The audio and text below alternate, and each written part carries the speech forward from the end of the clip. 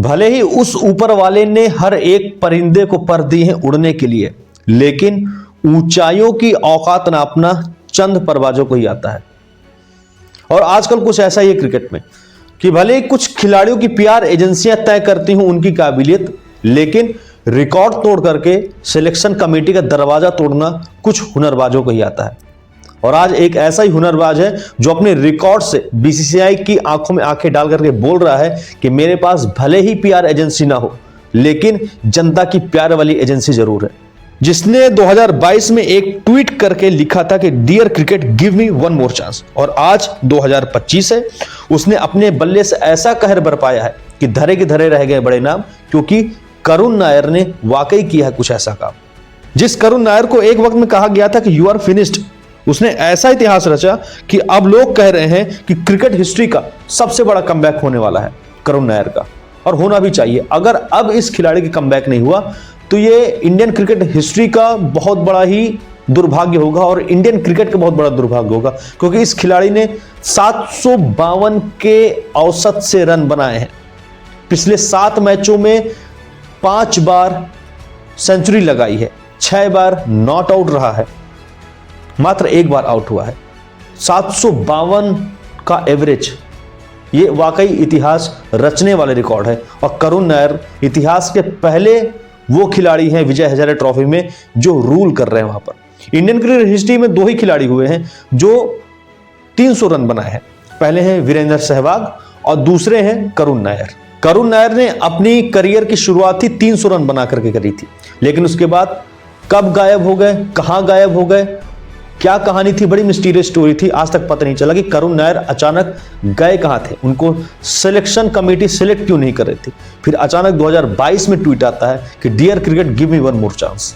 इसलिए अगर अब करुण नायर को जगह नहीं मिलती है तो ये इंडियन क्रिकेट का वाकई बहुत बड़ा लॉस होगा। जी हाँ, करुण नायर वाकई बहुत ही खतरनाक तरीके से ये आजकल कहर बरपा रहा है। करुण नायर रन मशीन बन गए हैं।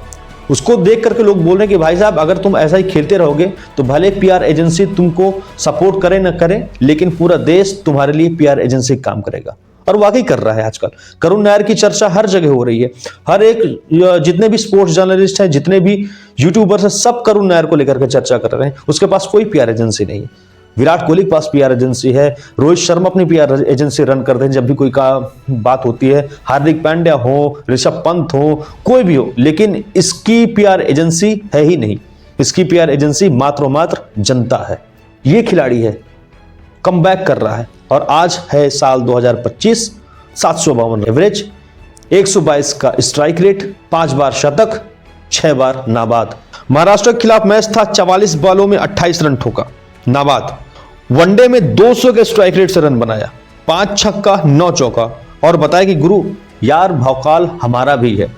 जब ये आए थे तो 35वां ओवर चल रहा था। 46वें ओवर के बाद 29 गेंदों पर 33 रन बनाकर खेल रहे थे। फिर उसके बाद तो भाई साहब धागा ही खोल दिया। 47वें ओवर में 3 चौका 1 छक्का, 18 रन बनाया।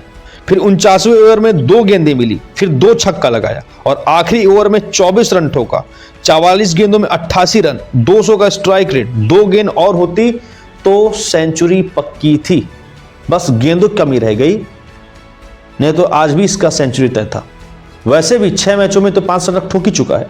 जिसने अपने करियर की शुरुआत ही 300 रनों से की हो, आज वो विजय हजारे ट्रॉफी में तेजाब की नदियां बहाता हुआ नजर आ रहा है। इस मैच में आपको पता ही, बार बार रिपीट कर रहा हूं, 44 गेंदों में 88 रन। उसके पहले वाले मैच में 82 गेंदों में 122 रन। उसके पहले वाले मैच में 101 गेंदों में 112 रन। उसके पहले वाले मैच में 103 गेंदों में 111 रन। फिर उसके पहले वाले मैच में 163 रन, और फिर उससे पहले 122 रन।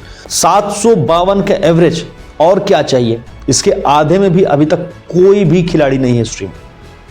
अब क्या इसके बाद टीम इंडिया में इसकी एंट्री होगी? होनी ही चाहिए। अगर नहीं होती है तो बड़ा ही दुखद होगा। परफॉर्मेंस की बात करें तो कंसिस्टेंट है, 125 का स्ट्राइक रेट है। जब कोई डोमेस्टिक क्रिकेट खेलना ही नहीं चाहता तो उस दौर पे करुण नायर डोमेस्टिक क्रिकेट में राज कर रहे हैं। आजकल जहां बार बार टीम इंडिया के बड़े बड़े कोच, बड़े बड़े एक्स क्रिकेटर बोल रहे हैं कि भाई डोमेस्टिक पर हम ध्यान देंगे, सिलेक्टर्स बोल रहे हैं डोमेस्टिक पर ध्यान देंगे, बड़े बड़े प्लेयर्स को, रोहित शर्मा, विराट कोहली, डोमेस्टिक खेलने पर फोकस करवा रहे हैं, वहां पर ये डोमेस्टिक क्रिकेट में राज कर रहा है। अब डोमेस्टिक क्रिकेट खेलने के बाद भी अगर करुण नायर का सिलेक्शन इंडियन टीम पे नहीं होता है तो फिर इंडियन टीम का दुर्भाग्य है। 8 साल बाद इस खिलाड़ी का कमबैक होना चाहिए इस तरह की परफॉर्मेंस को देखते हुए। जहां बड़ी बड़ी पीआर एजेंसियां लगी हुई हैं, जहां पर रन नहीं निकल रहे हैं, उसके बावजूद टीम में वो बने हुए हैं, और जहां एक तरफ डोमेस्टिक में रनों का अंबार लगा रहा है, स्ट्राइक रेट की भरमार कर रहा है, और एवरेज की बात करें तो उसका कोई पा ही नहीं पा रहा है, और उस खिलाड़ी का अगर डोमेस्टिक खेलते हुए भी टीम इंडिया में अगर सिलेक्शन नहीं होता है, जो इस वक्त अपने करंट फॉर्म में चल रहा है, तो सोचने वाली बात है। चैंपियंस ट्रॉफी के लिए एक धुआंधार बल्लेबाज चाहिए, करुण नायर का नाम क्यों नहीं जा सकता उस पर?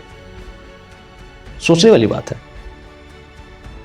वाकई इतिहास रच दिया है। अब आपकी करुण नायर को लेकर के क्या राय है, ये तो मैंने उसकी काबिलियत बताई, काफी हिस्ट्री बताई, इतने साल बाद कमबैक की कहानी बताई, क्रिकेट के प्रति उसके प्यार की कहानी बताई।